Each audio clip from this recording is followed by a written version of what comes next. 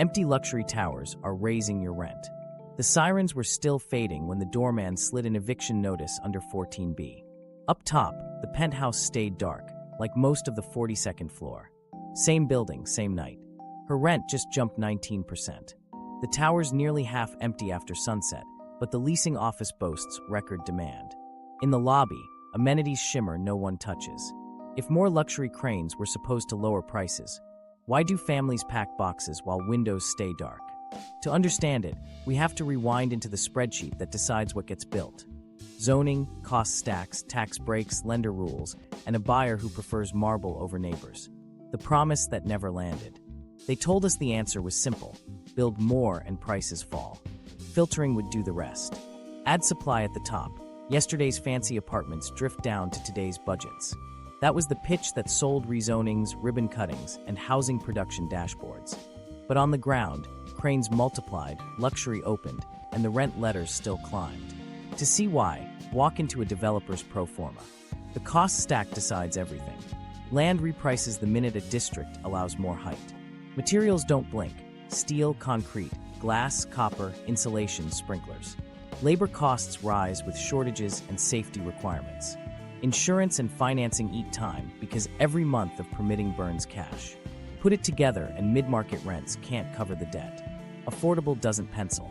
Luxury does. Banks enforce the pivot. They underwrite to comparables and debt service coverage. If projected rent doesn't clear a target ratio, the loan shrinks or disappears. So buildings are designed to unlock leverage. Class A finishes, concierge desks, amenity stacks, controlled access, brand management. It's not about what renters asked for. It's the packaging lenders and appraisers recognize as institutional grade. The twist is when developers get paid. Fees arrive during pre-development and construction. Percentages of total cost that don't require 30 years of steady rents. The promote, carry tied to the internal rate of return, rewards speed and a clean exit. That exit is a sale or refinance at a valuation based on stabilized income. In that math, lower rents don't mean safety.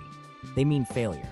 The safer path is higher asking rents, fast lease-up optics, and an eventual buyer who wants the premium narrative. Here's a micro-moment that explains the machine. A junior analyst flags that dropping list rents by $150 would fill faster. The asset manager shakes his head. That haircut would ripple into appraisals and cut loan proceeds. They choose to hold the list price and add 6 weeks free. The hallway stays quiet. The spreadsheet stays pretty. Filtering still sounds good on panels. But modern towers are capital assets maintained to hold a story. When they age, owners renovate and rebrand rather than let prices drift to the middle. Yesterday's luxury doesn't become tomorrow's affordable. It becomes classic luxury with a new gym and a pet spa. Aging is managed, not surrendered. Construction math pushes the same way. If all-in costs hover near levels that require high net operating income to clear today's interest rates, your minimum viable rent starts above local wages. Propose a simpler building, and appraisals reference premium comps, slash valuation, and shrink your loan. You don't get rewarded for serving the middle. You get punished for not matching the benchmark. Politicians embrace the theory because it promised a fix without raising taxes. Rezone, streamline, let private capital build. But the price signal moved upward. Land sellers captured the new value immediately. Older buildings turned into sites, not homes, and tenants got notices long before any promised filtering could arrive. Cities tried to capture value with inclusionary requirements and fees. The intent was fair. The effect was perverse. Added obligations increased per unit cost, pushing projects even more upscale to recover margins. A few set-asides appeared. The bulk of the building needed premium rents to survive underwriting. We got larger, fancier projects that delivered a handful of affordability and a neighborhood reset. Leasing offices kept headline rents high and used concessions. 2 months, then 3, to claim market strength while filling. That preserved comps and future refinance options. On paper, the asset looked healthy. At night, windows said otherwise. Human stories flicker inside this math. A teacher named Lila watched her building rebrand with a new lobby and co-working. Her renewal jumped 22%. She toured a new tower offering 8 weeks free at a list price she couldn't actually pay. She did the calculation. The deal was still hundreds more than last year. She cried in her car, then drove farther out. developers aren't villains in this. They're solving the problem the spreadsheet gives them. Lenders need coverage. Equity wants A. Hurdle rate. Exit buyers demand standardization. Tax abatements sweeten new market rate projects more than preservation. Every nudge points one way. Produce a product a pension fund will buy. Filtering's timeline is the final mismatch. It takes years, sometimes decades. Families don't have that time. Jobs cluster faster than towers age. And software, used by both luxury and mid-market operators, protects the headline number, so the trickle mostly evaporates into concessions rather than resetting the baseline. So when people ask why new buildings feel out of reach, the answer is blunt.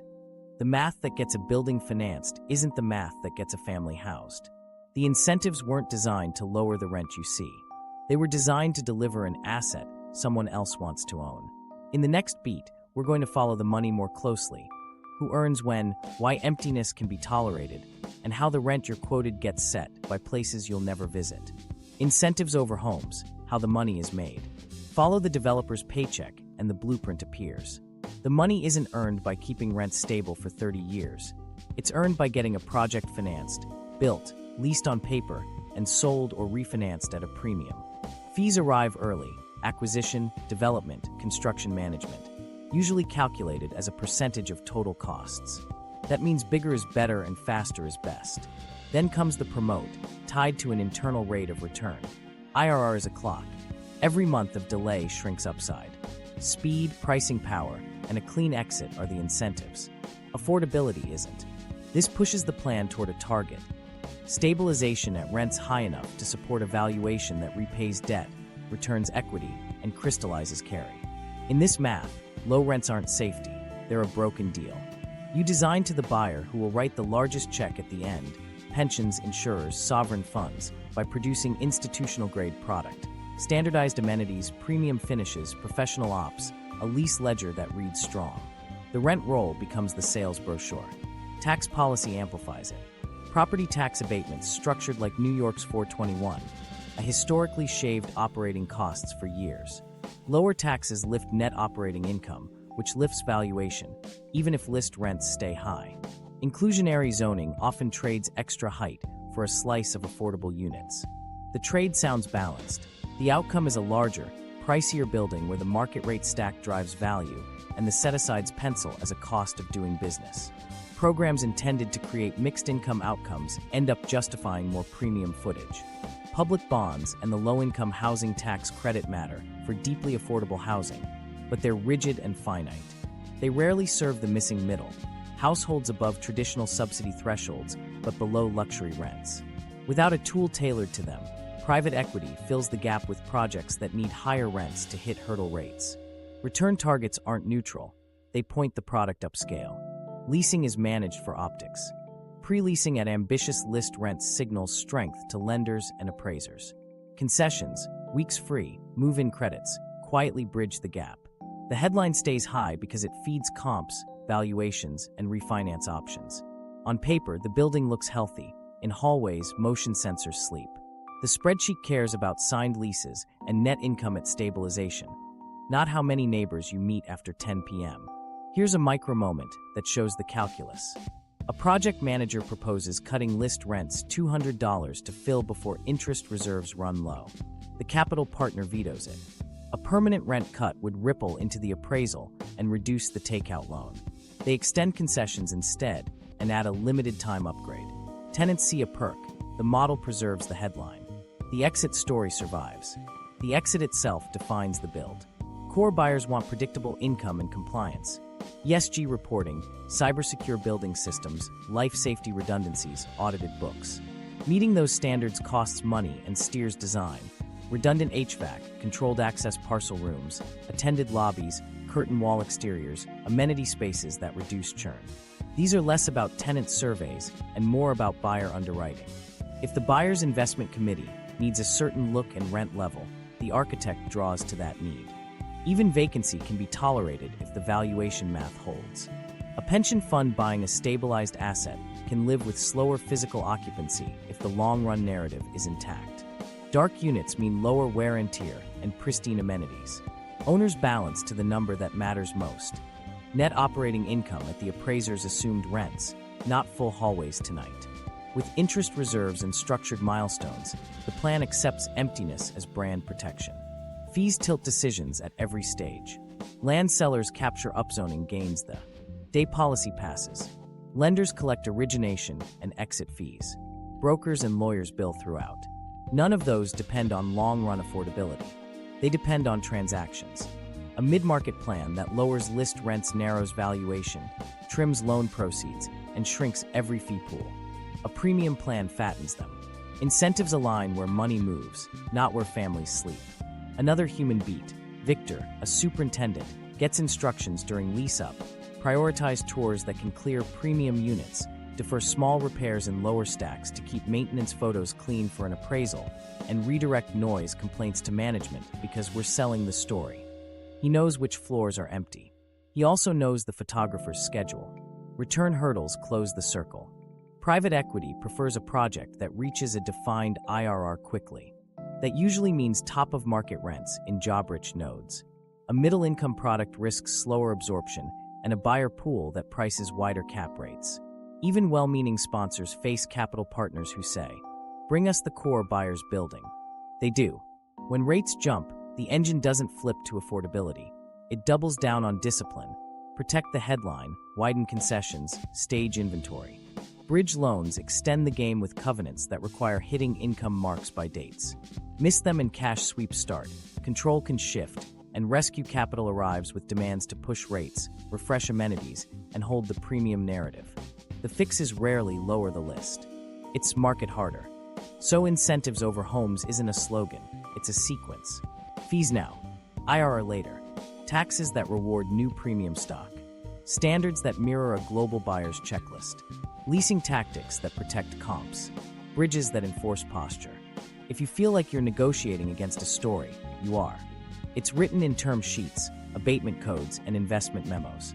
And it explains how a city can be fully leased and strangely quiet when you walk home at night. The global capital machine finds a tower. The money that completes the blueprint doesn't arrive in envelopes. It lands in investment memos. A pension fund in Ontario, an insurer in Frankfurt, a sovereign fund in Abu Dhabi, all looking for steady, boring yield that matches long-term promises. They aren't shopping for bargains on Craigslist. They're screening for institutional-grade assets, standardized operations, audited books, resilient income, low volatility. A gleaming downtown tower with concierge security, ESG reports, and amenity redundancy reads like a bond with a lobby. A mid-market walk-up with thin records reads like risk. From their side of the table, the logic is sensible. Pensions owe checks for decades. Insurers carry policies that may pay out in 30 years. They want durable assets that won't surprise a risk committee. Class A multifamily in job-rich cores offers diversification. Hundreds of rent checks, low default correlation, professional management, predictable expenses. When rates were low, they called it a yield famine. Private real estate offered a premium over government bonds and some inflation protection. The more they bought, the more they needed assets large enough to matter to a billion-dollar portfolio. That demand writes the tower's spec. Compliance is culture. Investment teams bring checklists that become architecture. Dual water lines, redundant HVAC, access control logs, cybersecure building systems, reporting dashboards. Meeting those standards costs money, and it pushes finishes and systems toward premium. A building that passes a sovereign fund's diligence almost always looks like Class A because the diligence itself defines the class. If the exit buyer's committee wants a certain feel, the developer designs it in, because that's the sale. Vacancy, oddly, isn't a deal breaker. A partially empty tower can function as a store of value while lease-up drifts towards stabilized. Corporate blocks, Pi Day terrace, and investor-held units keep where low and amenities pristine. If underwriting assumes healthy occupancy over a horizon, near-term darkness doesn't scare them. It preserves the brand and the premium narrative they're underwriting. Emptiness becomes maintenance strategy. There's a story people tell about dark money washing through glass. In certain condo markets, regulators did find illicit flows and tighten rules. In large, institutionally managed rentals, outright laundering is riskier. Banks and compliance officers live in the data. The common reality isn't crime. It's cautious capital treating apartments like vaults, regulated, insurable, globally tradable. The view from the ground looks similar either way. Windows that function more like balance sheet entries than bedrooms. Cross-border flows reinforce sameness. A European insurer hedges currency and buys U.S. multifamily to diversify political risk.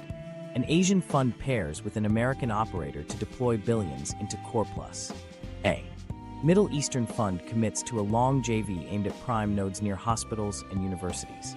Each brings templates and governance that converge on the same product. Appraisers follow the trades, lenders follow the appraisers, developers follow the lenders. Towers start to look interchangeable because the buyer is. Here's a micro moment from inside a sale. A core funds team tours a nearly complete building. They don't test the gym equipment.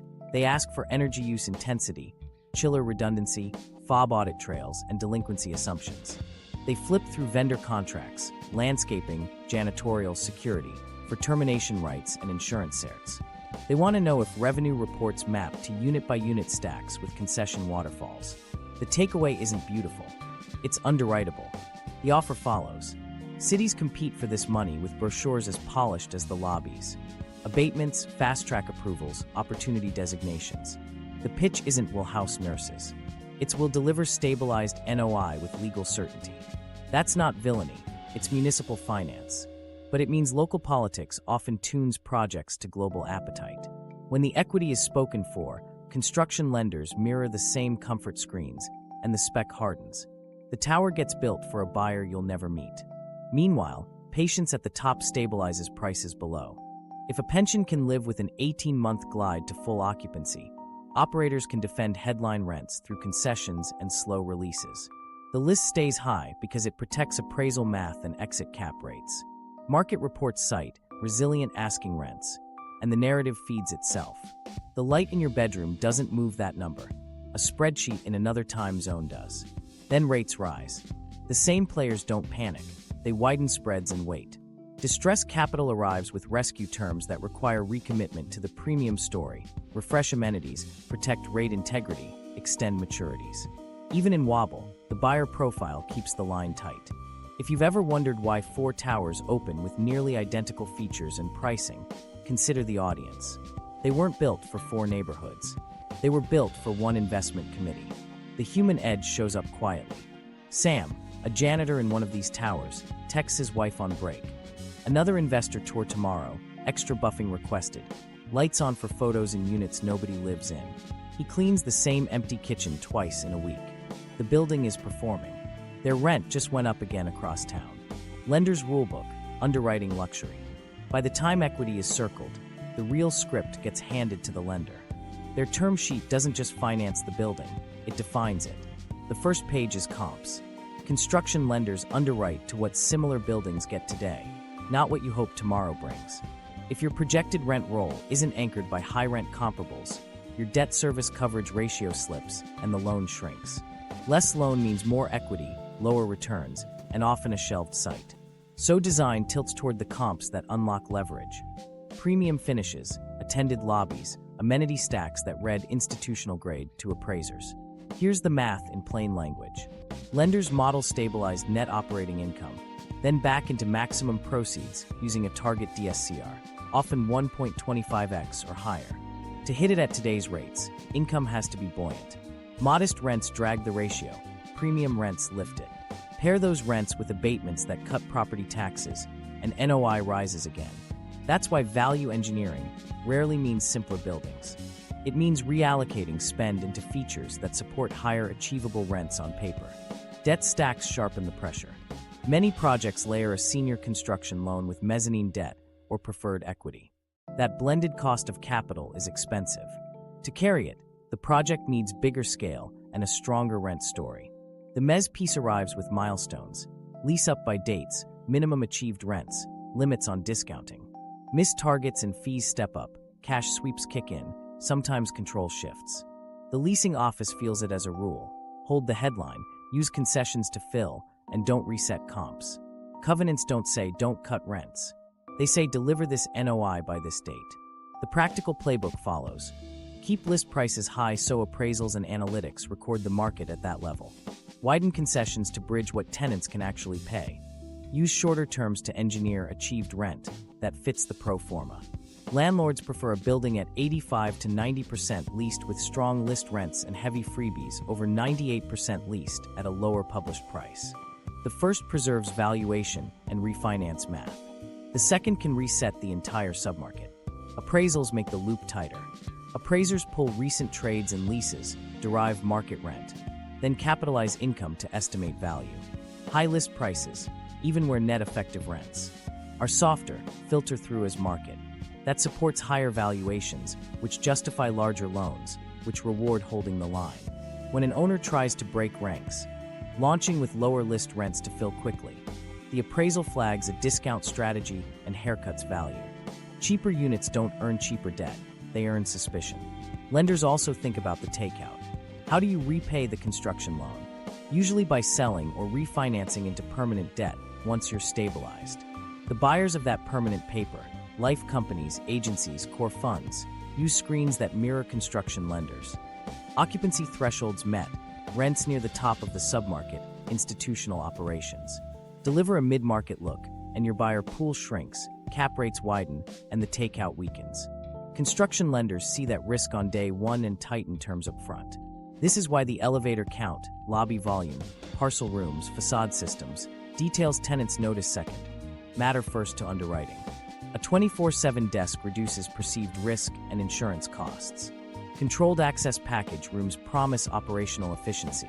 Curtain wall exteriors read as quality that supports cap rate assumptions. The spreadsheet isn't picking colors, but it's dictating the palette. When rates rose fast, this rulebook got harsher. Negative leverage appeared, stabilized cap rates lower than interest costs. To survive, projects needed even higher NOI. Many responded by delaying rent cuts and stretching concessions. Bridge to stabilization loans arrived with richer pricing and tighter triggers.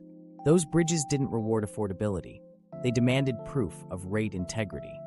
Operators leaned on revenue tools, staggered unit releases, and curated inventory online to simulate scarcity. Lights stayed off, list rents stayed firm. A microstory from a lender's call. The asset manager asks for permission to drop list rents $100 across select tiers. The lender's workout officer says, "Show me the DSCR path." The team models it and sees a covenant breach at refinance. The lender approves a smaller concession expansion instead and requires weekly leasing reports. The building fills 2 more points. The published rents don't move. Human cost hides in that sentence. Elena, a leasing agent, fields a teacher who can pay today's effective rent, but not the list. Elena can't change the headline. She can only add a week free and a parking credit. She hears the sigh, sends the offer, and logs a note. Prospect priced out at renewal. The tool shows green, target achieved. All of this narrows the feasible lane. Propose smaller units, fewer amenities, lower rent levels, and you get smaller loans, tighter covenants, and a weaker exit. Propose luxury, and you unlock cheaper capital, friendlier terms, and a deep buyer pool. Lenders aren't forcing marble, they're enforcing math. But math is a culture here, and it keeps selecting the same answer. A building that reads safe to money, even if it reads empty to the block. The occupancy mirage, leased versus lived in. Walk a stabilized tower at night, and you'll feel the disconnect. The leasing report says 92% leased. The hallway says whisper. That's because leased counts signatures, not footsteps. Corporate blocks, Payday Terrace, and investor-held units pad the ledger without adding neighbors. The spreadsheet sees occupancy, the block hears echoes. Start with corporate leases. Operators sign master agreements with relocation firms and short-stay providers who take clusters of units. It's efficient on paper, fewer accounts, predictable payment, instant optics. In practice, usage is lumpy. A traveling project team arrives for 6 weeks, leaves for 3, returns for 4. The fob logs show bursts, then long gaps. The electric meter barely twitches between stays. To a lender, it's leased inventory. To the doorman, it's keys that never leave the hook. Payday Terrace add a quieter layer. These aren't primary homes, they're access passes. A hedge fund associate lands a promotion and keeps a small place in case. A retired couple splits time, visiting for theater season. The lobby learns a rhythm, Friday arrivals, Sunday departures, midweek silence. Security likes it, less wear and tear, fewer calls. Families never meet these neighbors. The building's rent roll looks strong. The stroller count falls. Investor-held units bend with market weather. When uncertainty hits, some owners prefer emptiness over discounting. They'll wait for a corporate tenant, experiment with 30 to 60-day stays through intermediaries, or hold vacant to keep finishes pristine for a refinance photo set. On paper, the unit is in program. In life, it's an unlit window. Short-term rentals sit in seams. Where nightly stays are restricted, operators lean on 30-day minimums, furnished executive packages, or healthcare staffing contracts. Entire floors cycle in and out with residents who won't be here long enough to learn the super's name. Trash rooms spike midweek. Kids don't register for school. The building feels transient even as the ledger celebrates lease velocity. Now add leasing tactics designed to protect comps. Management pushes to 90% leased with corporate blocks, then curates the last 10% at high list rents, widening concessions to close. The headline number, the one that feeds appraisals and revenue software, stays lofty. Effective rents sink quietly. Doors remain closed after 10 p.m. The mirage works because the market prices the headline, not the hallway. A microstory from the night shift. Luis, a porter, starts his 11 p.m. round. He knows which floors need vacuuming and which never do. He pulls 2 Amazon boxes from 28E without a signature because the resident's a corporate account. Deliveries auto-approve, no one home. He pauses at the amenity deck. It's spotless again. The memo on his phone reminds him. Investor tour at 9 a.m. Lights on in model units. Keep corridors clear. The building is performing. It just isn't living. This gap matters beyond vibes. A tower that can tolerate low physical occupancy while protecting the list price can play hardball with renewals. If you balk at a hike, they can cycle your unit into a corporate block or dangle a concession to a new tenant without cutting the headline. The comp stack, the data that anchors your renewal, stays high. You're negotiating against a number propped up by leases that don't add neighbors. Operators optimize for this. They'll stagger inventory online to simulate scarcity. 10 units available, not the 30 sitting empty. They'll hold a floor offline for punch list to manage absorption optics. They'll refresh staging and photos quarterly to keep the appraisal dossier crisp. None of it is illegal. All of it protects a premium narrative. Regulators struggle to see through the fog. Certificates track units, not nights slept. Utilities hold privacy rules. Tax records don't flag second home behavior in rentals. Researchers turn to nighttime imagery and sampling studies to estimate darkness. The pattern varies by city, cycle, and building type, but the phenomenon shows up enough to earn a nickname, dark towers. Owners counter with lease ledgers. Both are true in different ways. Residents feel the social cost. A school loses 2 classrooms when families move out and corporate stays don't enroll children. A local deli closes Mondays because breakfast rush vanished. The PDA chair burns out. Evening meetings shrink when nurses and teachers now commute farther. Street life thins. Safety becomes a contract line item. More cameras, more guards, because neighbors are a rarer, softer kind of security that can't be leased in bulk. Another micro moment. Rena, a 5th grader, used to ride the elevator with 3 other kids at 7:45 a.m. This year, she goes down alone most mornings. Her mom checks the lobby board. Yoga, wine tasting, a residence mixer. Plenty of events, few familiar faces. The rent went up anyway. Leased versus lived in isn't semantics. It's power.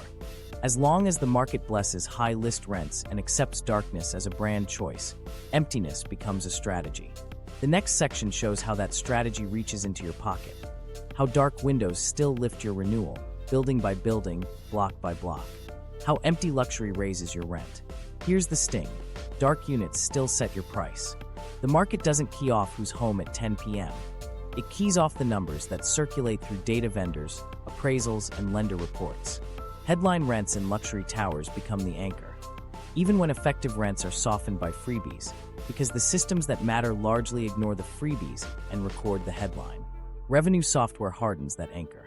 It ingests list prices from the newest, shiniest buildings, treats concessions as temporary marketing, and recommends rates that defend rate integrity.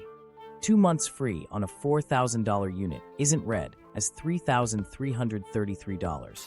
It's read as $4,000 with a short-term incentive. Renewal's downstream reference, that $4,000. Your letter arrives calibrated to protection of a number no one is really paying straight. Managers lean on that psychology. Tours start with the high list, then gift a special, waived fee, a few weeks free, so the anchor sticks. You leave remembering the top line and a feeling of luck. When you shop an older building, the agent prices just below the anchor and frames it as a deal. The emptiness upstairs already did the work. It kept the benchmark high without risking a permanent comp reset. Those benchmarks ripple through every class. Class A holds a premium number. Class B positions itself as value at a small discount, which still clears higher than last year. Class C follows B, filtering in reverse. A mid-market landlord looks at the luxury list, knocks a bit off, then adds amenity and processing fees because those are now standard. Software normalizes it. If the top has a package handling charge, the tool assumes the rest can too. Appraisals echo the pattern. Appraisers pull published asking rents to derive market rent, then capitalize income to estimate value. Concessions may be footnoted, but the headline feeds the model that protects valuations and loan proceeds. Lenders and buyers see resilient rents, so owners keep posture rather than cut. If one tower permanently lowered list rents, it wouldn't just ding their NOI. It could pull neighborhood valuations down and trip covenants. Nobody wants to be the first mover. Emptiness helps enforce the stance. A building comfortable at 88 to 92% leased, padded with corporate blocks and part-time users, can play hardball on renewals. If you balk, they can flip the unit into a short-term program or court a fresh tenant with a concession while leaving the headline untouched. The effective price wobbles in private, the public number stands. That public number is what your landlord cites. Here's a micro moment that lands the math. Kira, who works intake at the hospital, gets a renewal, up 11%. She points to the dark windows across the street and asks for a break. The manager smiles and prints a market report showing submarket asking rents, up 8% year over year. He offers 2 weeks free and a gift card. The headline doesn't budge. Kira's monthly outlay still rises once the free weeks amortize.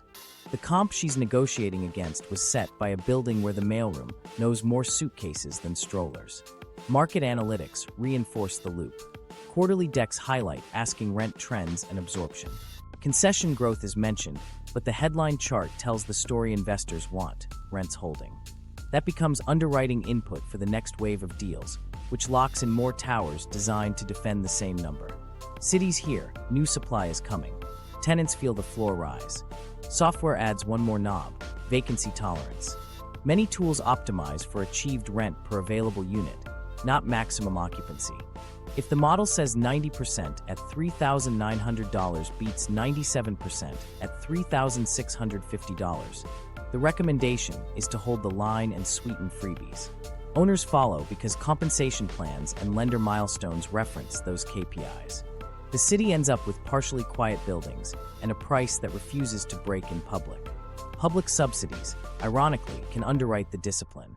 Where property tax abatements cut operating costs for years, owners can afford to trade time for posture, more concessions, slower fill, without compromising the list.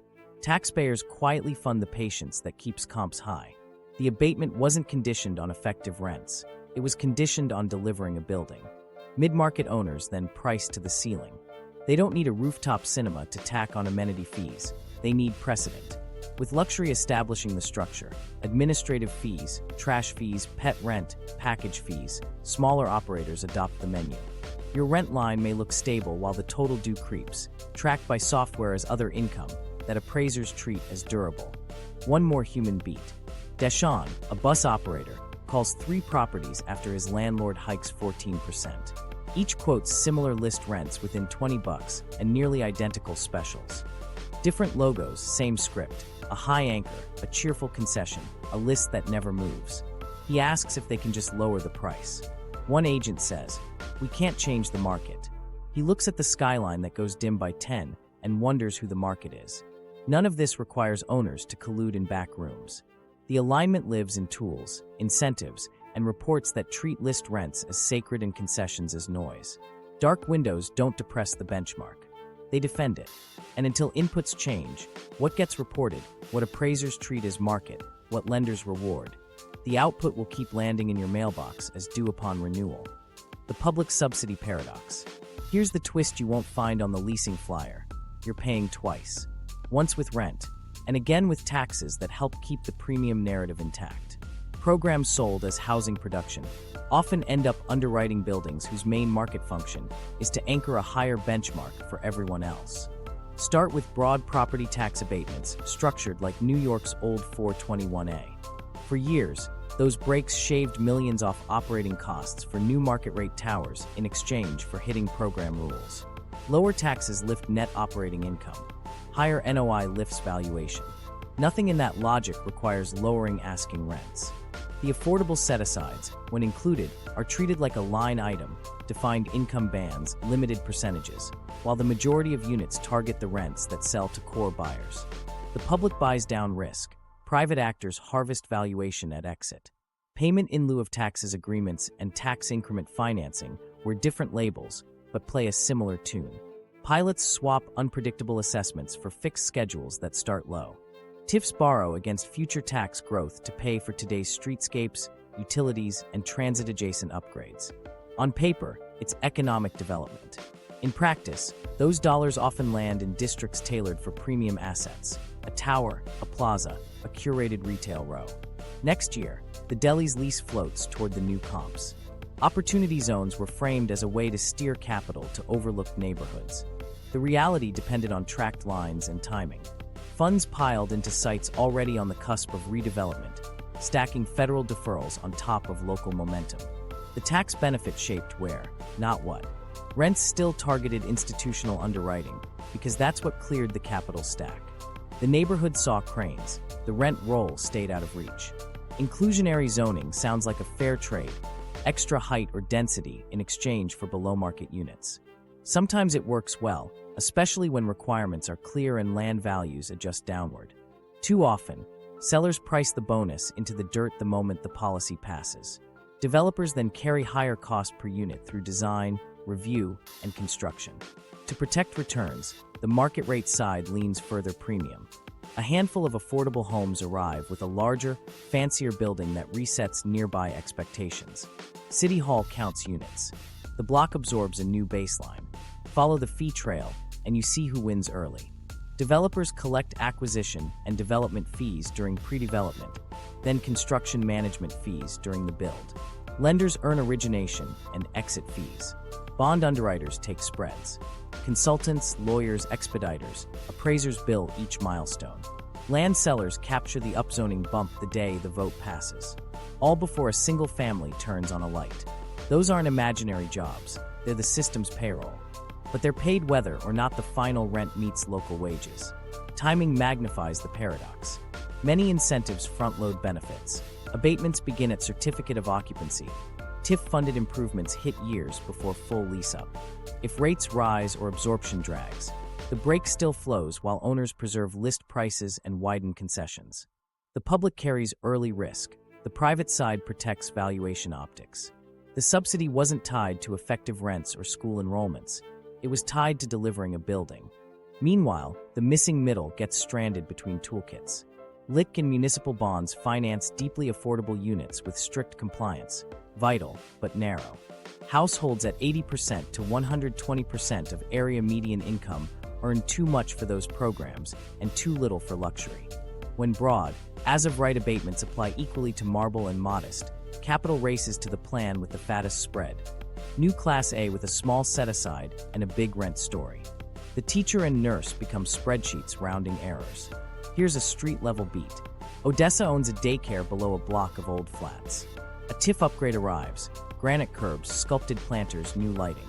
Beautiful, until her landlord cites district improvements and bumps base rent. The corner tower gets a pilot deal.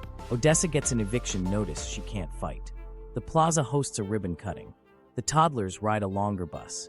Cities defend incentives as necessary in high-cost markets, and sometimes they are. But design matters. If abatements step down when effective rents exceed income-based targets, the benefit aligns with households, not headlines. If density bonuses trigger automatic, by right approvals only for projects delivering durable affordability at local wage bands, the trade produces homes instead of amenity theater. If Opportunity Zone funds privilege non-market ownership, community land trusts, limited equity co-ops, the tax break builds stability instead of comps. Process can shift outcomes, too. Tie fee waivers and expedited permits to mid-rise, no-frills typologies pre-cleared in pattern books. Units with good bones and modest finishes. Defer utility hookups to completion, not groundbreaking. Publish effective rents and concession usage, so the public ledger reflects what people pay, not just what's listed. Data sunlight weakens the illusion that dark towers mean tight supply. Another micro moment. A council member tours a new district at dusk. Polished benches, artful fencing, luminous lobbies, and a PDA president who just merged 2 grades because families moved after renovation notices. The city's spreadsheet shows units produced. The school's spreadsheet shows withdrawals. The paradox isn't that public money does nothing, it does plenty. It just often does it for the wrong audience. We underwrite the towers that teach the market how high to price the next renewal. Then we ask why neighbors move. If the goal is homes, not assets, subsidies have to reward rent integrity over rate integrity and make darkness a liability, not a business plan. Why affordable doesn't pencil? Affordable doesn't pencil isn't a slogan. It's the moment a calculator shuts a door. Start with the hard costs nobody gets to skip. Materials climbed and stayed high: steel, concrete, copper, fire-rated doors, elevators, curtain wall, insulation. Insurance rose with bigger claims and climate risk. Each code threshold spikes complexity. Cross from 5 to 6 stories and you change structure, fire resistance, shafts, stairs. That ratchets cost per square foot before a single rent number gets typed into a spreadsheet. Labor isn't a line you wish away. Union or prevailing wage often isn't optional in big markets, and for good reason: safety, training, reliability. The alternative isn't cheap. It's slower, riskier, or riddled with rework. Subcontractors, price shortages. If elevator mechanics or glaziers are booked, you wait or pay more. Waiting accrues interest. Paying more raises the target rent. Either way, the middle gets squeezed. Now the soft costs. Architects, engineers, energy modeling, third-party inspectors, environmental reports, soil testing, legal, traffic, acoustics. Add entitlement months, community meetings, redesigns, value engineering passes, plan checks, resubmittals. Every month is land carry at development interest rates. By the time you pull a foundation permit, your project owes a sum only premium rents can service. Land is the silent killer. Rezone a corridor and sellers price dirt like it's already a skyline. Assemblies add holdouts and litigation risk. Brokers whisper highest and best use, and buyers model condo math to win bids. If you underwrite middle-income rents, your residual for land evaporates. You simply can't buy the parcel. The site goes to the bidder, who promises the tallest NOI. Layer on debt. Construction loans target a debt service coverage ratio, often 1.25x, on stabilized income. At today's rates, negative leverage looms unless NOI is strong. A plan with $2,100 average rents looks neighborly and dies at the bank. At $3,400, DSCR clears. Lenders don't stretch for kindness, they stretch for income. Mezzanine and pref equity sharpen it. Performance tests, minimum achieved rents, cash sweeps if you miss. The rules don't say build luxury. They say hit this number, and luxury is how you hit it.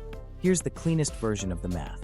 A 180-unit mid-rise, all in at roughly $480,000 per door. Hard, soft land financing. At a 5.5% exit cap, you need about $26,400 of NOI per unit annually. After taxes, insurance, staffing, repairs, reserves, you back into rents north of $3,000 to clear investor hurdles. If local wages support $2,200, you've got a gap. No amount of thinner countertops bridges it. Try to shrink units.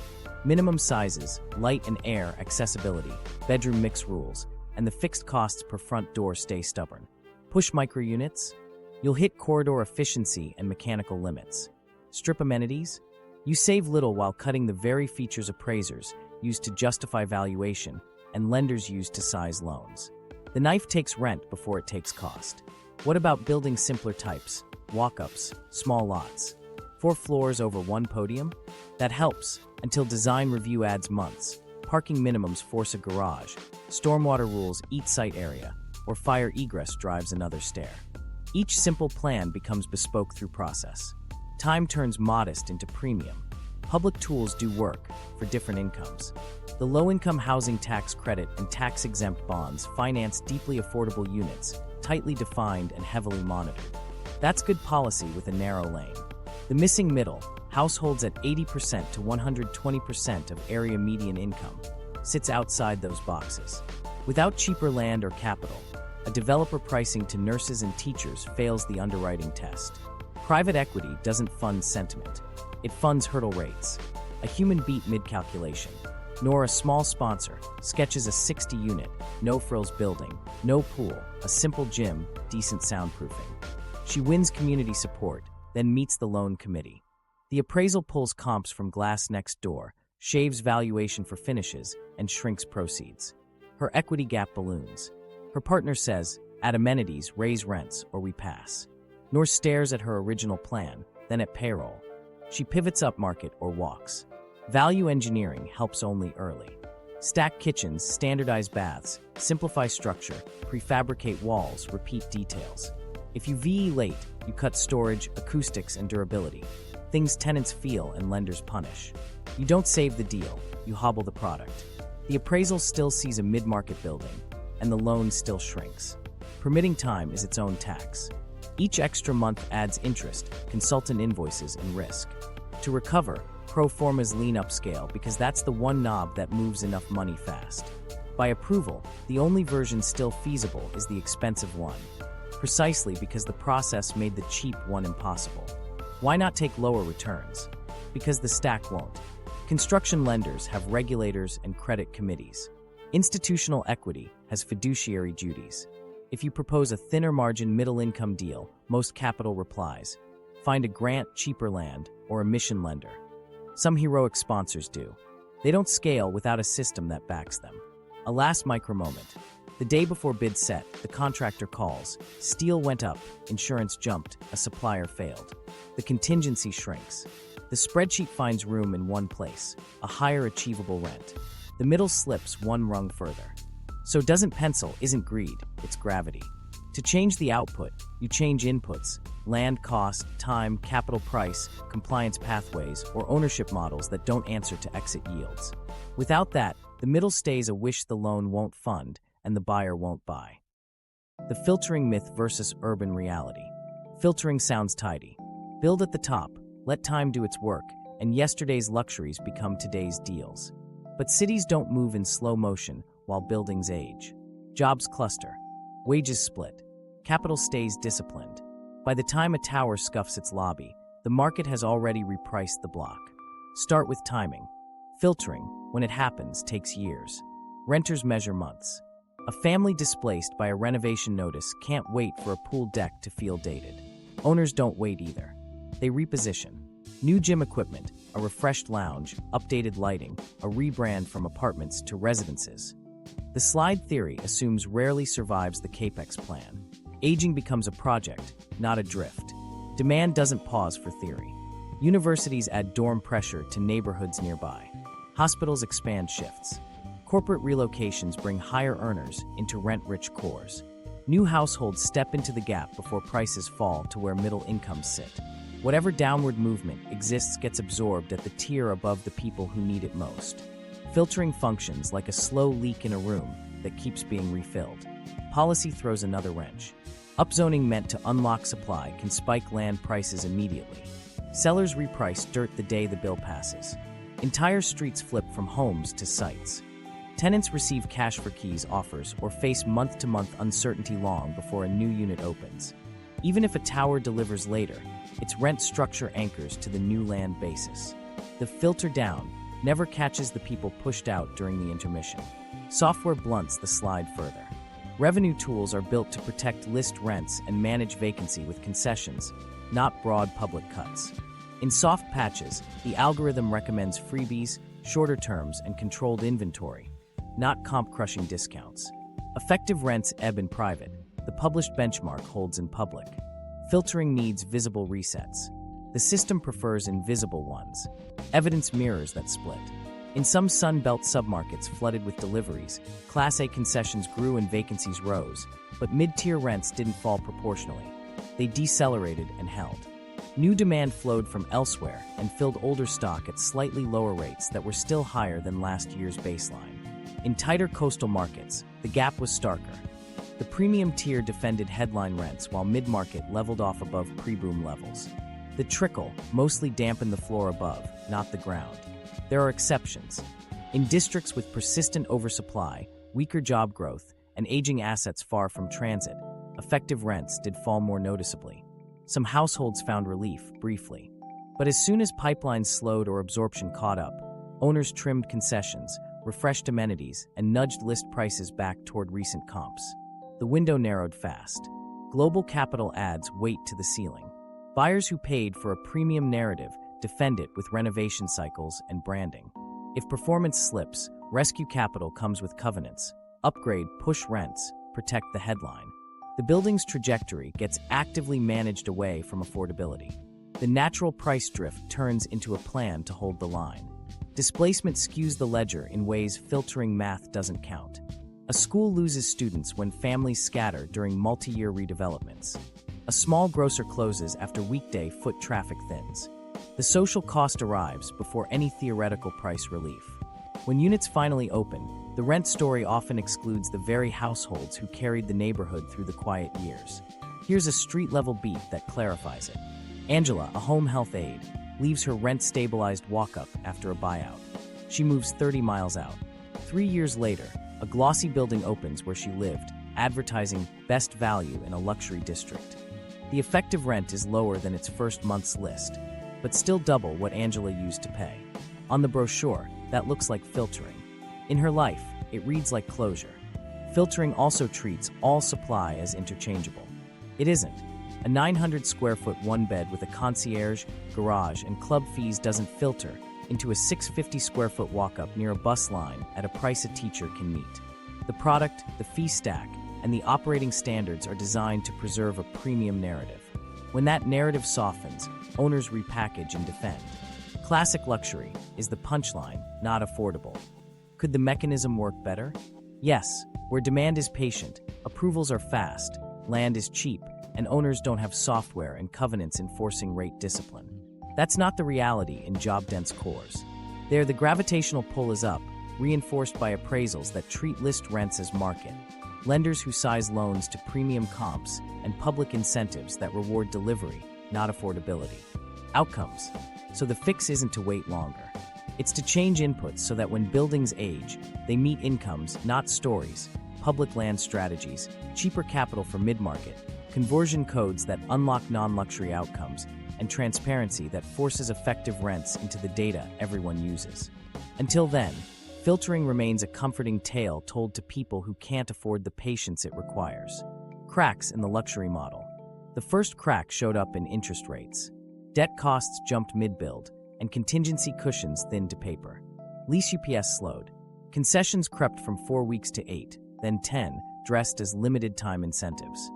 Vacancy nudged up in the premium tier, while the list price held for optics. The model could carry darkness for a while. Then the carry burned too hot. Signals stacked quietly at first. Free parking, waived pet fees, gift card move-ins. Operators kept the headline high and sweetened the back end. In Sun Belt submarkets with heavy deliveries, towers competed in whispers. Same list rent, bigger goodies. Market reports still showed resilient asking rents, but net effective income sagged. Lenders started asking for two numbers in weekly calls, headline versus effective, and didn't like the spread. Bridge financing exposed the next weak seam. Projects that expected smooth takeouts at stabilization found permanent lenders trimming proceeds and widening spreads. Sponsors asked for extensions. Debt funds obliged at a price. Higher rates, step-up fees, tighter covenants, cash sweeps at missed milestones. Those bridges assumed rent growth later to heal pain now. The street offered only more concessions. Every month of rate integrity meant another month paying expensive money to protect a number tenants weren't actually paying. Condo bets fared little better. Buildings launched for buyers met mortgage shock. Deposits slipped, velocity died. Sponsors pivoted to rentals with floor plans carved for owners, fewer, larger units, then tried to sell a lifestyle to a market saturated with new inventory. The basis stayed set by condo math. The only way to defend it was top-tier rents the neighborhood couldn't clear. Best in class became a phrase for a building that couldn't admit its price. Distress capital circled. Rescue came as preferred equity with chunky coupons and control rights. To justify the new money, business plans hardened around higher rents later. Amenity refreshes, brand relaunches, stricter screening, rather than a clean list price reset now. Tenants saw rebranded gyms and firmer renewals. Appraisals saw a narrative maintained. Cash flow saw more skim to seniors in the stack. Covenants started to bite. Many loans required occupancy and income thresholds by set dates. Missed them and pricing stepped up, reserves locked, or consent rights shifted. Operators leaned harder on revenue tools. Shorter terms at higher rates to manufacture achieved rent. Targeted giveaways instead of public list cuts. Inventory throttled online to simulate scarcity. Effective rent leaked. The benchmark stayed tall for the appraisal. Everyone played along because everyone needed the refinance story to survive. Pipelines didn't slow fast enough. Projects born in the cheap money era delivered into a softening top tier. In some districts, 3 towers opened within blocks of each other, each claiming best in submarket. Absorption thinned, marketing budgets ballooned.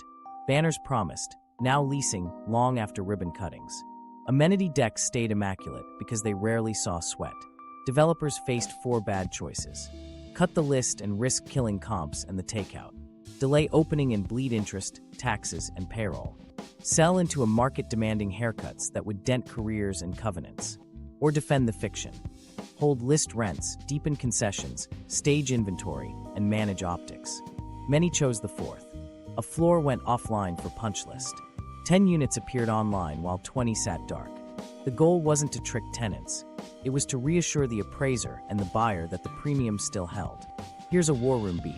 The weekly report reads, 83% leased, 60% physically occupied, concessions averaging 10 weeks, effective rents 9% below underwrite. The asset manager proposes dropping list rents $125 on 2 stacks to cross 90% before quarter close. The capital partner runs the valuation impact. Haircut loan proceeds at refinance, breach a loan-to-value test, trip a distribution waterfall. They hold the list, add storage credits, slow release inventory, and push renewals hard. The building stays pretty. The debt stays heavy. Negative leverage at exit widen the crack. Stabilized cap rates refused to compress to pre-rate norms. Selling didn't heal wounds, it crystallized them. Sellers pulled listings. Brokers whispered price discovery. Buyers demanded discounts and operating histories showing sustained net effective recovery, not list rent theater. Deals that once flipped to pensions now needed joint ventures with governance that enforced the same posture. Protect the rate, squeeze expenses, refresh amenities, wait. Transparency frayed the script. Renters learned the rhythms, quarter-end sweeteners, the 11th week free, cross-shopping neighboring towers to pull matched specials. Online forums tracked which properties would actually budge. The scarcity theater, limited units, 1 left at this price, met screenshots. Uniform specials across different logos started to look less like coincidence and more like policy. Not every wobble ended in pain. Some operators broke ranks in quiet ways.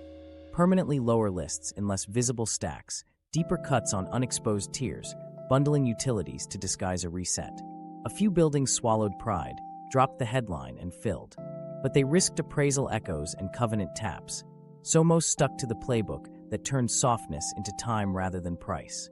Meanwhile, the social cost put a finer edge on the crack. A school consolidated 2 grades after families left during renovations that stretched longer than planned. A cafe closed Mondays because breakfast disappeared as commuters moved out. A clinic posted new hours after nurses couldn't afford the area. Vacancy discipline kept the math intact. It hollowed the week.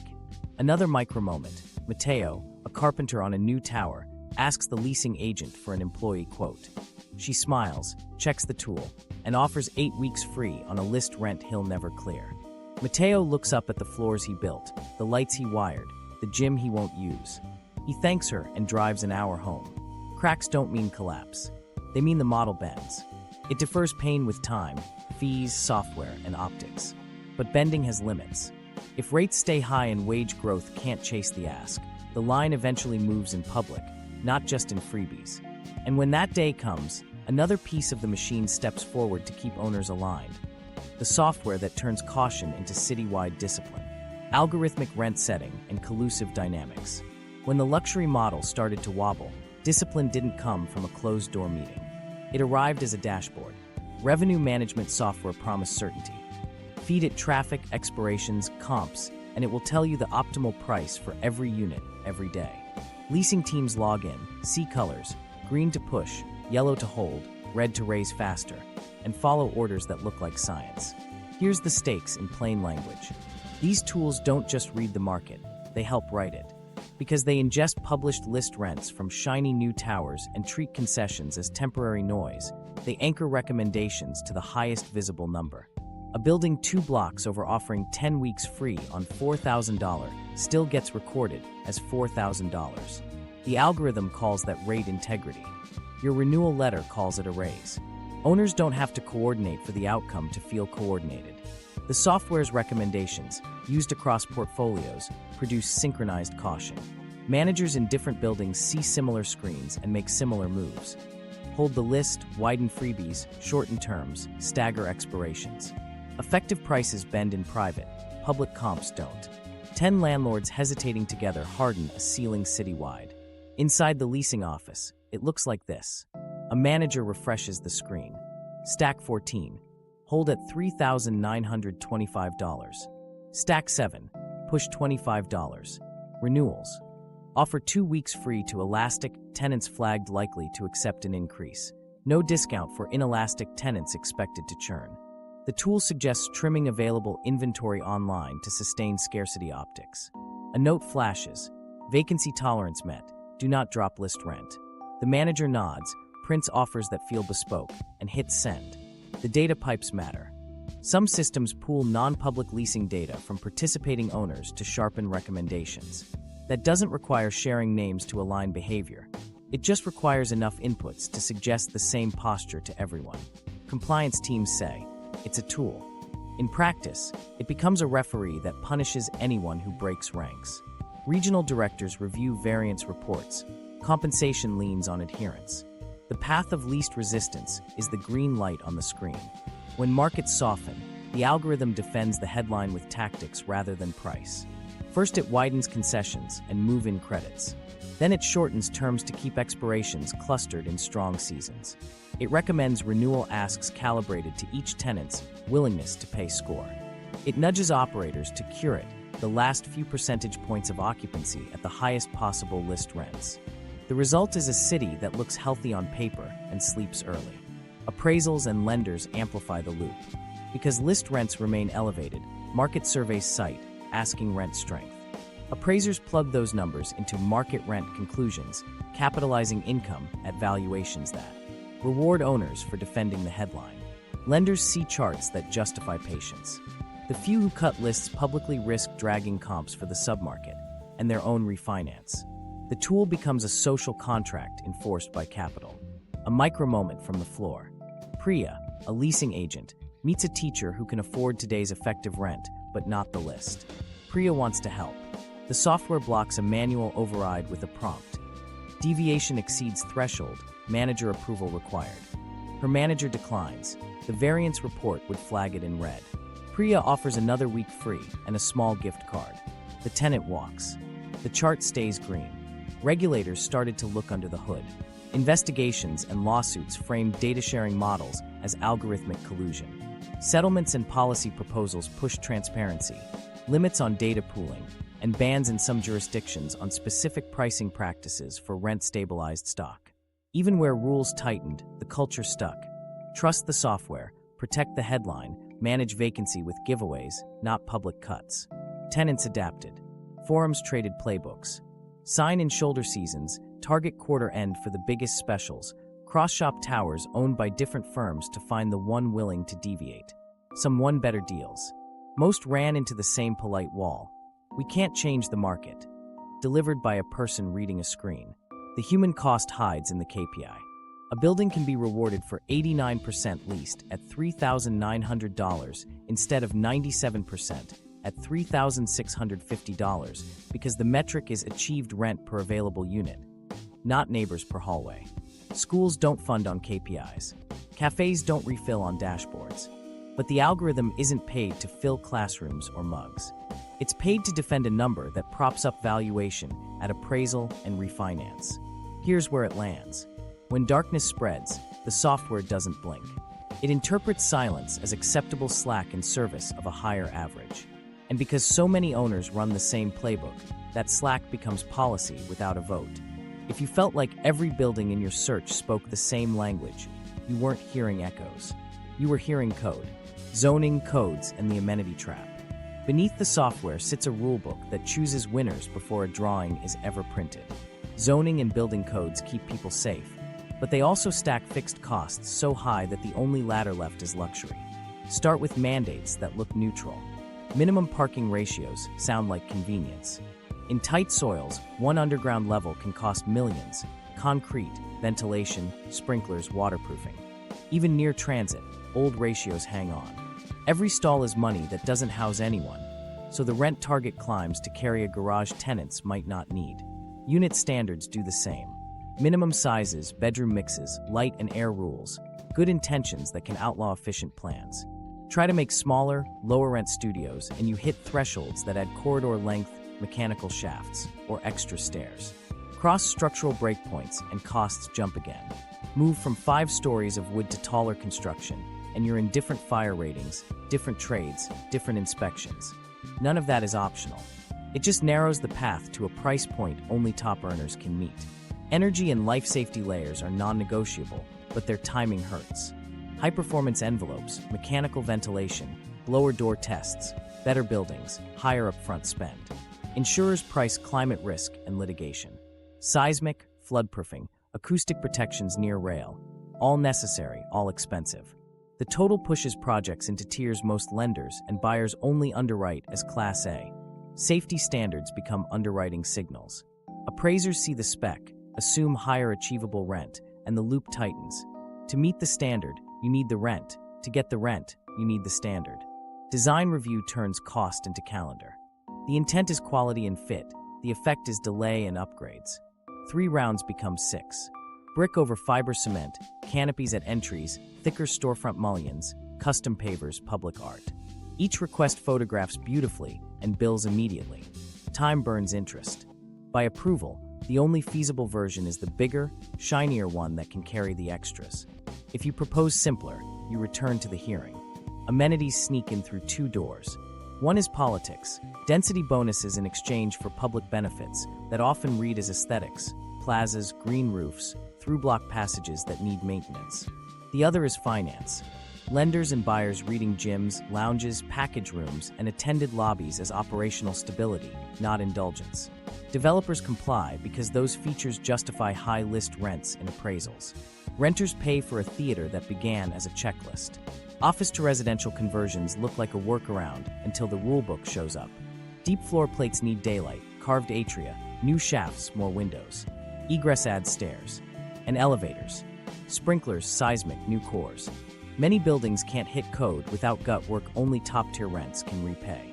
Where cities publish clear conversion codes, allow narrower light wells, and fund core upgrades in exchange for affordability covenants, deals move. Where the standards mimic new construction, the finishes follow suit, premium. Local veto points magnify all of it. Discretionary approvals let small groups tack on conditions. Extra setbacks, more parking, upgraded materials, shadow studies, traffic mitigations. Each concession trims rentable area or adds scope. Sellers watching approval risk price land to the most optimistic outcome. By the time a modest plan gets to the table, the land basis already assumes a luxury exit. The middle doesn't fail in construction. It fails in pre-development. Here's a hallway story that explains the trap. Danny, a project architect, value engineers a mid-rise to keep rents down, stacked kitchens, repeatable bathrooms, simple facade. In design review, the board asks for brick on 2 elevations, a larger lobby, and a publicly accessible courtyard. The lender later wants an attended desk and a bigger parcel room to reduce risk. Danny redraws. The GC reprices. The rent target jumps. Months pass. The affordable by design promise becomes a premium building with a nice bench and a fence. Codes can bend without breaking. Calibrate parking to transit, and let markets set stalls. Legalize smaller minimums with real light, air, and storage. Pre-clear mass timber and panelized systems so inspectors don't learn on one project's dime. Publish pattern books for good bones buildings, 4 to 6 stories, walk-ups and elevator mid-rises, with by-right approvals when plans match the page. Tie density bonuses to durable affordability and automatic, fast-track permitting, not to photogenic amenities. Defer some fees to certificate of occupancy to cut carry. Cities that do this see a different product. Smaller units, simpler lobbies, durable finishes, lower target rents, and faster delivery. Not cheap in every case, but cheaper enough to matter. And when the rules make the middle possible, lenders follow with term sheets that don't require marble to feel safe. A final human beat. Arjun, a small developer, stares at 2 sets of drawings. One is the building he pitched to neighbors. No pool, decent acoustics, bike room, sunlight where it counts. The other is what the process demanded: brick, a plaza, a concierge desk, 2 levels of garage. He runs the numbers and picks the second because it's the only one the bank will fund and a buyer will buy. The amenity trap wasn't vanity. It was compliance with a rulebook that taught him how to build for someone else. What actually works: policy and models. If the machine keeps selecting luxury by default, you don't argue with gravity, you change it. That starts with owning what the spreadsheet can't outbid: land and time. Where cities control land and borrow cheaply, they can build homes pegged to wages, not exit yields. Vienna proves it. Singapore proves it. The lesson isn't ideology, it's structure. Public or social developers on public dirt, financed with patient capital, delivering durable, no-frills apartments that never need concierge desks to clear a loan committee. Translate that locally. Bank land now. Assemble small lots into buildable sites. Put them into community land trusts or long public ground leases, so the dirt never returns to speculation. Then standardize a few good bones building types. 4 to 6 stories, walk-up or single elevator, stacked kitchens, repeatable baths, decent acoustics, efficient envelopes. Publish pattern books. Promise by right approvals for plans that match them. Cut months from the calendar. Shave points off the pro forma before anyone draws a pool. Pair land with cheaper capital. State housing agencies and municipal banks can offer construction and permanent loans priced to income-restricted rents rather than comp-driven headlines. Guarantee completion. By down interest. Provide revolving pre-development funds so small, mission-driven sponsors can survive entitlement. When the cost of money falls and the timeline shortens, the middle starts to pencil without marble. Aim subsidies at the gap tools miss. LIC and bonds build deeply affordable units. Keep them humming. But add a middle-income credit or workforce housing bonds for 80% to 120% of area median income. Simple compliance, automatic property tax abatements tied to effective rent caps, and covenants that last. If effective rents exceed targets, benefits step down. If owners hold the line, they keep the break. Align the incentive with the outcome, not the brochure. Process is policy. Make code-compliant housing truly by right. Calibrate parking to transit and let unbundled stalls live or die by demand. Legalize smaller minimums with real light, air, and storage, not hollow square footage. Pre-clear mass timber and panelized systems so inspectors don't learn on one sponsor's dime. Defer impact fees and utility hook UPS to certificate of occupancy to cut carry. When the rulebook stops adding months and mandates that read like luxury, lenders stop demanding luxury to feel safe. Unlock conversions with a different code path. Publish objective conversion codes that focus on daylight corridors, egress, and life safety, then fund the unglamorous guts, sprinklers, cores, windows, in exchange for affordability covenants. Create small grants or tax credits specifically for those cores, and let floor plans stay efficient rather than forcing condo-style layouts. The outcome won't be penthouse ready. It'll be livable, fast, and priced below the new build ceiling. Protect what already houses the middle. Stand up preservation funds that move faster than private equity to acquire at-risk mid-tier buildings. Offer light rehab loans, favorable permanent debt, and just because eviction rules tied to the financing. Require rent stabilization pegged to incomes, not market whims. It's cheaper to preserve affordability than to rebuild it after a churn. Flip public-private partnerships so outcomes come first. Put public land into deals at nominal ground rent. Lock in wage-based rents for a majority of units, and guarantee a public takeout if markets wobble.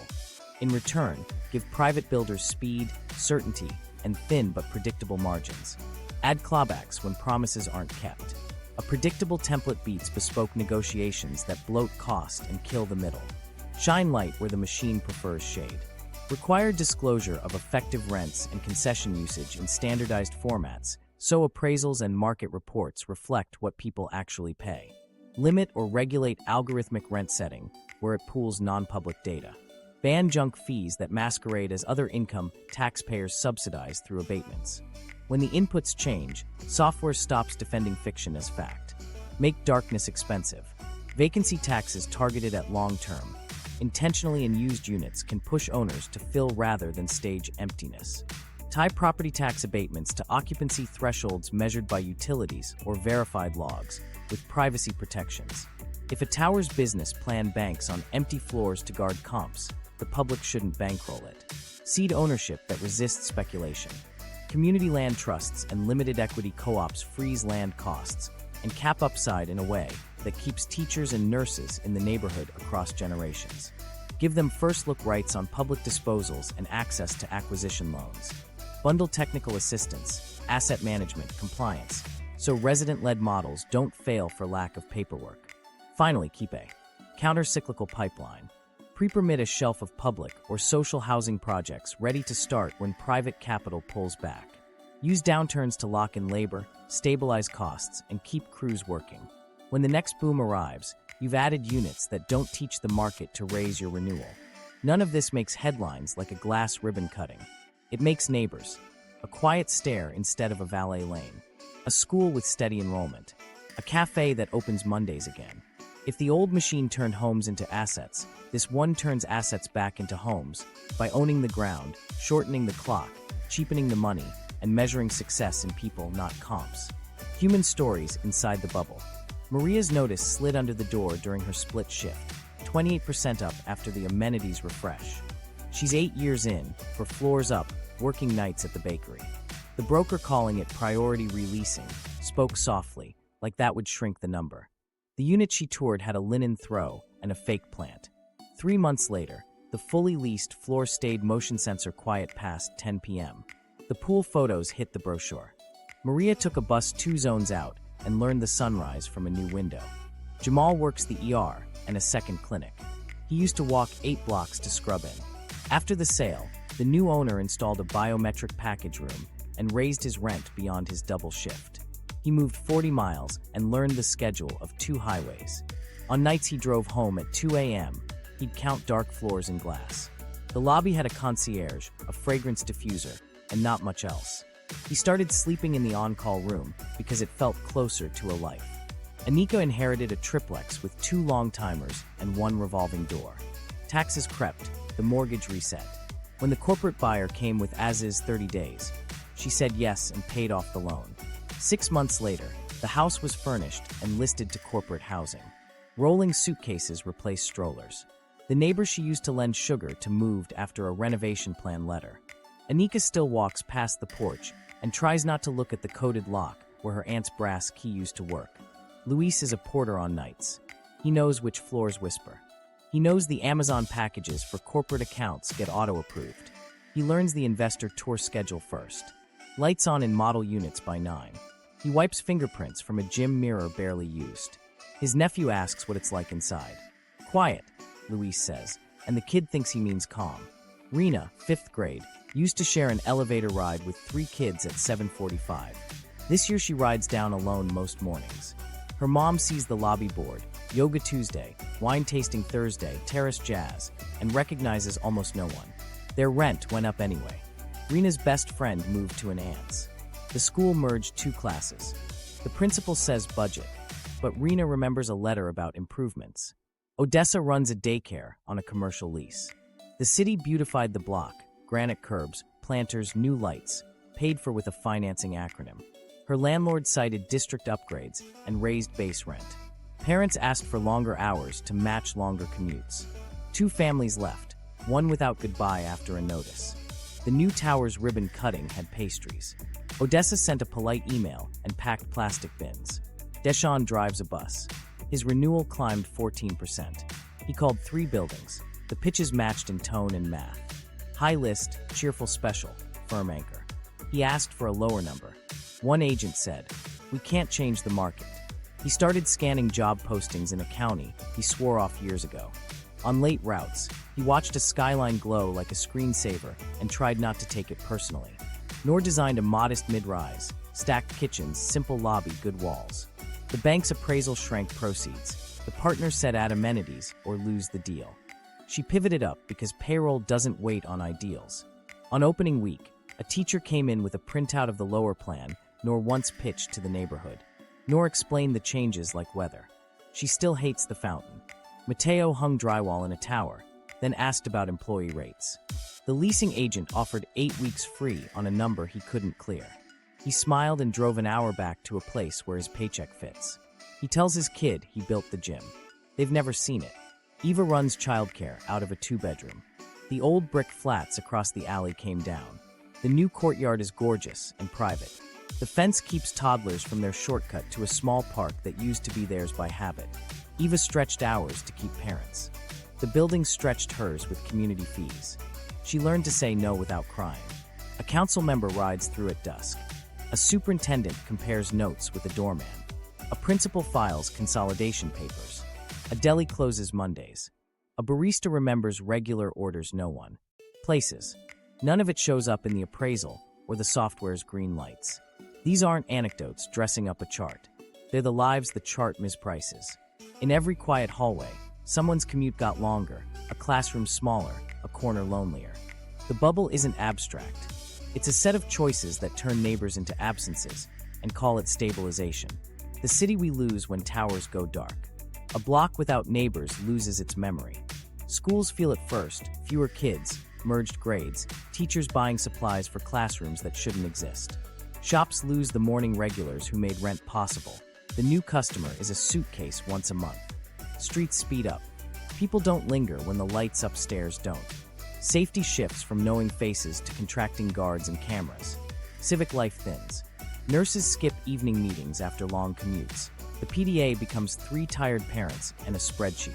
The orchestra programs weekends for visitors, not Thursdays for locals. Transit still runs, but it no longer knits. It ferries. A skyline that once meant belonging turns into a vault. You can measure the loss in tiny silences. No stroller squeak at 7:45, no porch hello, no coach yelling practice times. Dark towers don't just waste space. They drain the pulse that made the address mean home. We built assets and lost neighbors. If you want homes, change the inputs, land, time, capital, code, and measure success in people, not comps.